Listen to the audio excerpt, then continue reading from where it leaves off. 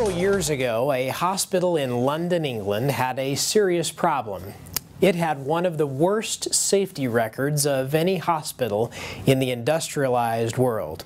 And when I talk about safety, I'm talking about amputating the wrong leg or giving the wrong prescription to the wrong patient. These were life and death types of safety issues.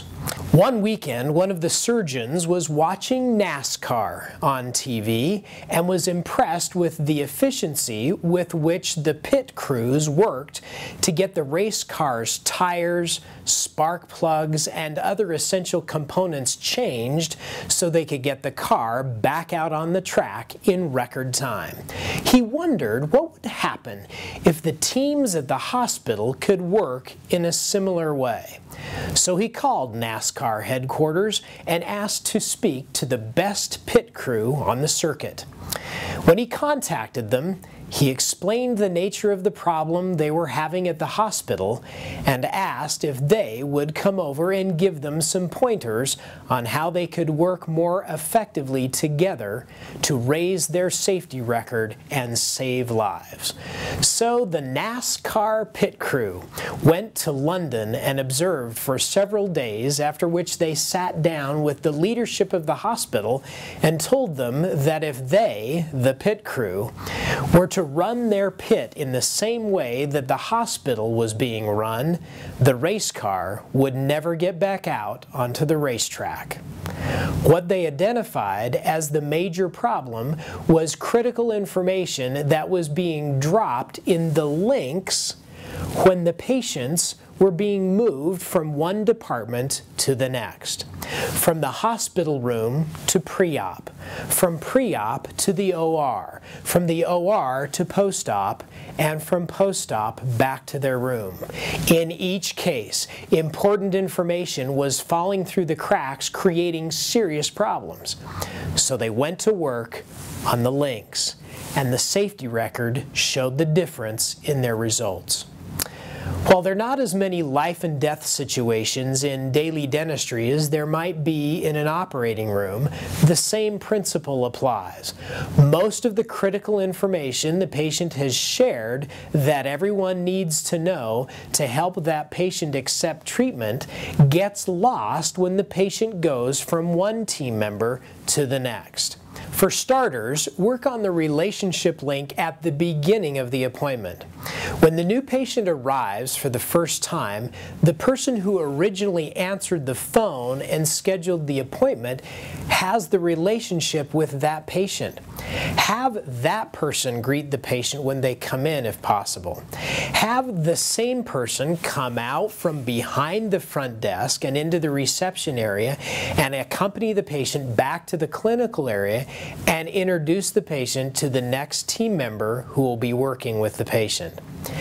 In that introduction, the front office team member will share the patient's background, referral source, primary interest, and primary concern. Even if these things have been discussed in the morning opportunity meeting, they'll be repeated in front of the patient so the patient will know the team member has listened and is focused on him or her as a person. If I were the front office team member, I'd introduce the patient to the dental assistant or the hygienist by saying something like this. Sarah, this is Bob the builder.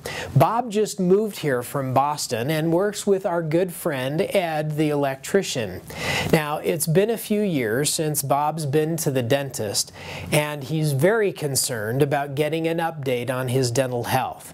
He does have some pain that comes and goes on his lower left, so I told him that we would take a look at that as well while he's here today.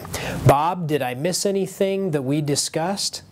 Great. Sarah's going to take great care of you. Have a great visit. A good early relationship link consists of a good introduction, the referral source, primary interest, and primary concern. Then double check with the patient to see if there's anything you've missed. The patient will be impressed that you listened, and the next team member will be totally prepared to pick up where you left off. The relationship is linked up. Practice the early relationship link between the front office team and the clinical team by standing in the treatment room or the place where the link will happen. Use the background and information you have on a new patient that will be coming in soon and rehearse what you'll actually do. Action. Create a strong early relationship link with every new patient when they come in the first time by having the front office team member greet the patient, accompany him or her to the clinical area, and link up the relationship with the clinical team as the appointment begins. The patient will be impressed, and your treatment acceptance results will be more impressive than a first-place finish at NASCAR. Now, go master the skill.